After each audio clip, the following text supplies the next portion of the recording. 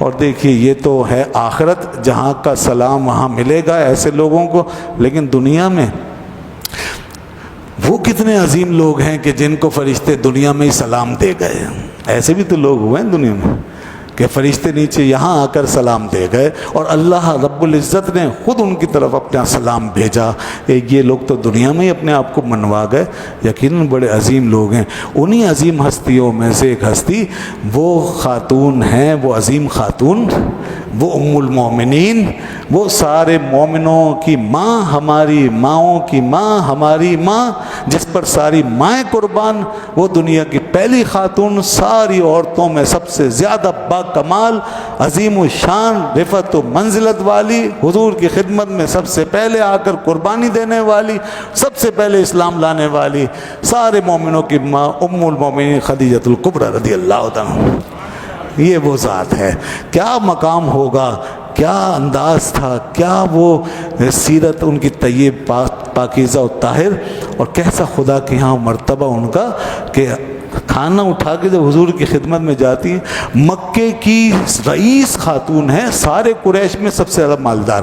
نکاح کیا آمنہ کے در یتیم سے جس کے پاس کوئی مال منال کچھ نہیں تھا. بس یہ دیکھا کہ ایسی سیرت، ایسا کردار کسی اور کے اندر میں نہیں دیکھتی.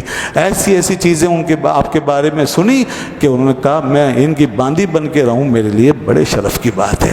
حضور نے فرمایا میرے پاس کوئی جائیداد ہے، نہ خدام و حشم ہے. انہوں نے کہا مجھے اس کی پرواہ نہیں، مجھے اپنی بارگاہ میں قبول فرما لیجئے. خود نکاح کا پیغام بھیجا، حضور نے قبول فرما لیا. سبحان اللہ. 25 سال کی حضور کی عمر اور 35 اور 40 سال کا، بعض نے 35 کا، بعض نے 40 سال کی ان کی عمر تھی حضرت خدیجہ الکبریٰ رضی اللہ عنہا کی. وہ اس حوالہ عقد میں جب آ گئیں تو کیسی خدمت انجام دینے لگی. اتنی رئیس عورت اگر کہیں دنیا میں ہوتی ہے نا تو اس کا اپنا ذہن ہوتا ہے، دماغ ہوتا ہے، اور وہ اس طریقے سے، وہ بھی ایسے حال میں کہ ایک یتیم گھرانے کے اندر آئے اور جہاں کچھ بھی نہ ہو، اور پھر وہ اس طرح باندیوں کی طرح ہو جائے. یہ ان کے ایمان کی شان تھی، یہ ان کے ایمان کا مقام تھا. یہ ایمان جس پہ وہ چلی ہیں اب اور پہلی خاتون بننے جا رہی ہیں، یہ ٹریک ہے جس کو اللہ نے قرآن میں فرمایا ھدی للمتقین، کہ یہ کتاب متقیوں کے لیے ہدایت ہے. متقی کس کو کہتے ہیں؟ متقی وہ ہوتا ہے جو دل کو فرش راہ بنا کے چلتا ہے. پھر قرآن خود بخود وہاں ہدایت کی آبیاریاں کرتا ہے. دلوں کے اندر جب تقوی پیدا ہو جائیں، چاہے ایمان انہی لوگوں کو نصیب ہوتا ہے، اور ایمان پہ استقامت اور ایمان کا کمال، جن کے دل فرش راہ بن جاتے ہیں، عاجزی انکساری کے پیکر ہیں، حق کے متلاشی ہیں، خوف ہے، شرم ہے، حیا ہے. تو یہ خاتون عظیم خاتون تھی کہ حالت کفر میں بھی اس وقت جب ایمان قبول نہیں کیا، ان کی کیفیت یہ کہ شرافت و نجابت کی قدردان ہیں. مال و پیسے نے دماغ میں گھر نہیں کیا، باہر بہت کچھ عیش و آرام ہے، بڑی جائیداد ہے، کاروبار ہے، تجارت ہے، مگر دل میں کیا چیز ہے؟ شرافت ہے، نیکی ہے، تقویٰ ہے، دل میں یہ ہے. اور وہ کسی اور ہی دنیا کی خاتون معلوم دیتی. انہوں نے انتخاب کیا تو کس کا؟ حضور نبی پاک صلی اللہ علیہ وسلم کا. اس شرافت و نجابت کے ساتھ جب انہوں نے فیصلہ کر لیا تو پھر حضور کی خدمت بھی اسی انداز سے کی، اور جب خدمت کی تو وہ اللہ کے یہاں ایک ایک قدم قبول ہوتا چلا گیا.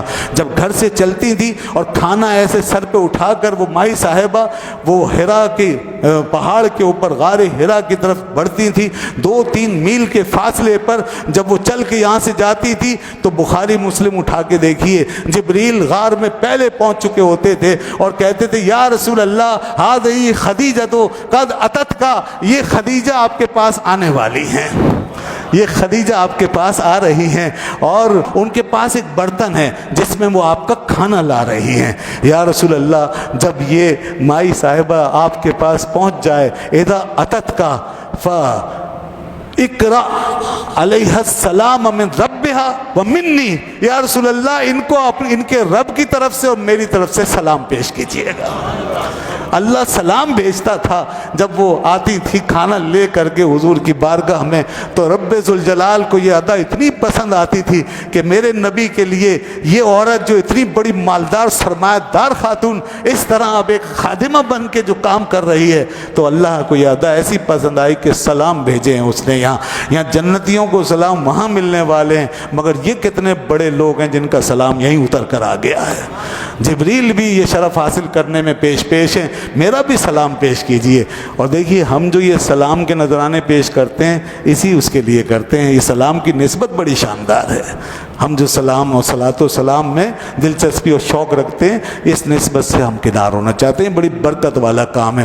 جبریل نے بھی کہا حضور میری طرف سے بھی ان کو سلام، اور وبشرھا ببیت فی الجنۃ من کسب، اور ان کو آگے مزید حدیث کا ٹکڑا یہ ہے، اور ان کو جنت میں ایک موتیوں سے بنے ہوئے گھر کی بشارت دے دیجیے۔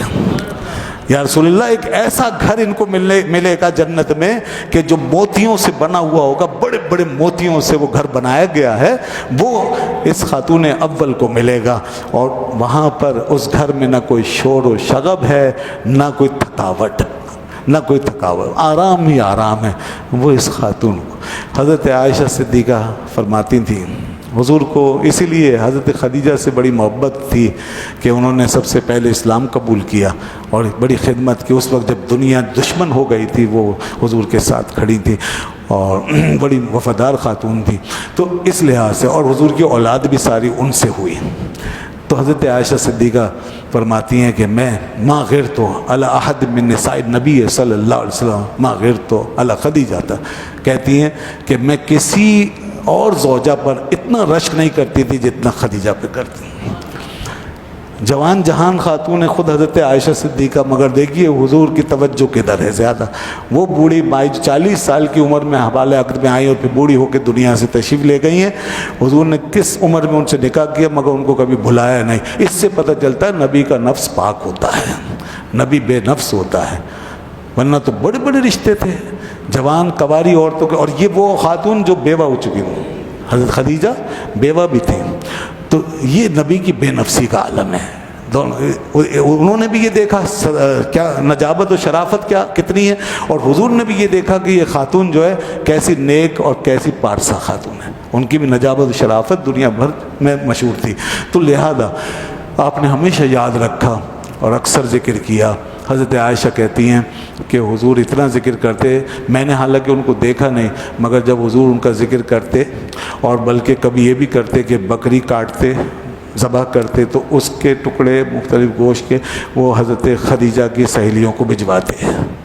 جب حضور یہ سب کچھ کرتے تو میں نے ایک دن کہا کیا دنیا میں کوئی اور عورت نہیں ہے خدیجہ کے علاوہ؟ کیا ایک ہی عورت ہے؟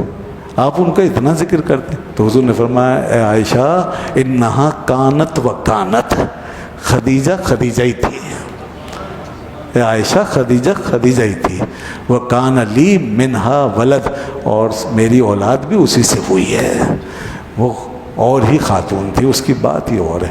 اور ایک دن فرمایا حضور نے یہ 2 عورتیں دنیا میں ساری عورتوں کی سردار ہیں، ایک حضرت بی بی مریم اور دوسری حضرت خدیجہ۔ تو بہرحال 4 عورتیں دنیا میں بہت افضل ہیں، ان میں سے کون کس پہ افضل ہے اس کا فیصلہ ہمارے بس کی بات نہیں ہے۔ علماء کہتے ہیں یہ بس قیامت کے دن پتہ چلے گا، ہر ایک کی اپنی اپنی شان ہے۔ ایک حضرت بی بی مریم جو ساری عورتوں سے افضل، دوسری حضرت خدیجہ الکبریٰ ساری عورتوں سے افضل، تیسری حضرت عائشہ صدیقہ ساری عورتوں سے افضل، چوتھی حضرت خاتون جنت فاطمہ الزہرا رضی اللہ عنہا جو ساری عورتوں سے افضل ہیں، اور جن کو حضور نے سیدہ نساء اہل الجنہ قرار دیا، ساری جنتی عورتوں کی سردار۔ تو اب اہل علم بٹ گئے، کسی نے کہا یہ سب سے افضل ہیں، کسی نے کہا وہ سب سے افضل ہیں، بہرحال یہ سب ہی سب سے افضل، اور ان پر ہمارے ماں باپ قربان۔ اور دوستو قرآن نے کہا نبی کی بیویاں تمہاری مائیں ہیں، قربان جائیں ہمیں ایسی مقدس مائیں نصیب ہوئی ہیں۔ یہ ہمارے ایمان کی برکت، ایسی مائیں، اگر ایسی مائیں ہمیں مل گئی ہیں تو انشاءاللہ آگے خیر ہی خیر ہے، کیا کوئی ماں اپنے بچوں کو جہنم میں جلتا دیکھے گی؟ تو ان ماؤں کے دامنوں میں لپٹ جاؤ بس، اور ان کی محبتوں کو اپنی گرہ سے باندھ لو، ان کو یاد کرو ہمیشہ، ان کی ذکر کرو، ان کی محبت بڑھاؤ، اور جتنا ان کا ادب اور احترام بجا لاؤ گے اتنا انشاءاللہ ان کا فیض پاؤ گے۔ کیونکہ دیکھیے عورت جو ہوتی ہے نا اور پھر ماں، وہ بہت جلدی پسیج جاتی ہے۔ کبھی ان کے لیے رونا دھونا سیکھیے، پھر دیکھیے کیسا فیض جاری ہوتا ہے۔ قدرت اللہ شہاب نے وہاں اس گاؤں کی مسجد میں جب انقلاب آیا تھا ان پر، تو اس وجہ سے آیا تھا کہ مولوی صاحب کوئی تھے گاؤں کے، کوئی سیدھی سادھی تقریر وہ کر رہے تھے، وہ کہنے کوئی ایسی پڑھے لکھے آدمی تو نہیں تھے، وہ گاؤں دیہات میں جیسے کہ ہوتا ہے، تو وہ حضرت سیدہ زہرا کی شان بیان کر رہے تھے، لیکن وہ بس بیان کرتے گئے اور میرے دل میں جو ہے وہ چیزیں اترتی گئیں، اور پھر وہاں سے بس میری ایک لو لگ گئی، حضرت سیدہ زہرا کی بارگاہ سے میری لو لگ گئی، اور لوگ تو چلے گئے، میں بیٹھا رہ گیا، روتا رہا، اور میں نے پھر ہاتھ اٹھا کے رب ذوالجلال سے مانگنا شروع کر دیا، اے اللہ تیرے محبوب کی محبوب بیٹی ہے، اور تیرے محبوب ہمیشہ اس کی بات مانتے، یا اللہ تو بھی یقیناً اس وسیلے کو ضرور قبول فرمانے والا ہے، میں اسی کا پاک دامن تیری بارگاہ پیش کرتا ہوں، میرے مالک میری بگڑی بنا اور مجھے اپنی طرف لگا، اور جو میری گتھی ہے وہ سلجھا دے۔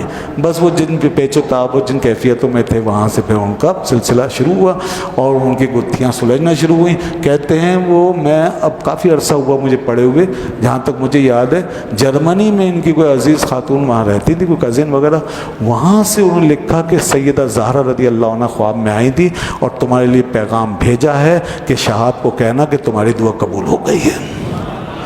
دیکھیے اس عظیم خاتون نے کام بنوا دیا ہے۔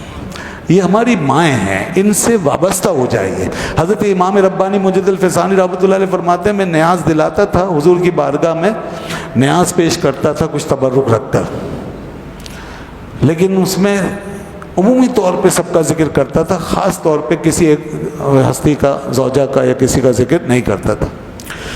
سارے اصحاب کا، اہل بیت کا ذکر کر دیتا تھا، لیکن حضور تشریف لائے فرمایا کہ احمد سرہندی ہم کھانا عائشہ کے گھر پہ کھاتے ہیں، لہذا جب بھی بھیجنا ہو تو عائشہ کے یہاں بھیجا کرو۔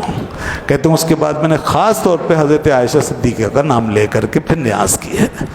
تو یہ ہے وہ معاملہ، یہ تعلق ان ہستیوں سے، ان اہل بیت سے، ان گھر والوں سے، حضور کی آل سے، حضور کی اولاد سے، حضور کی ازواج سے، یہ سب ہمارے ماں باپ سے بھی زیادہ محترم ہیں۔ اللہ تعالی ہمیں ان ہستیوں کے دامن سے وابستہ رکھے اور دنیا میں اور آخرت میں ان کی برکت عطا فرمائے۔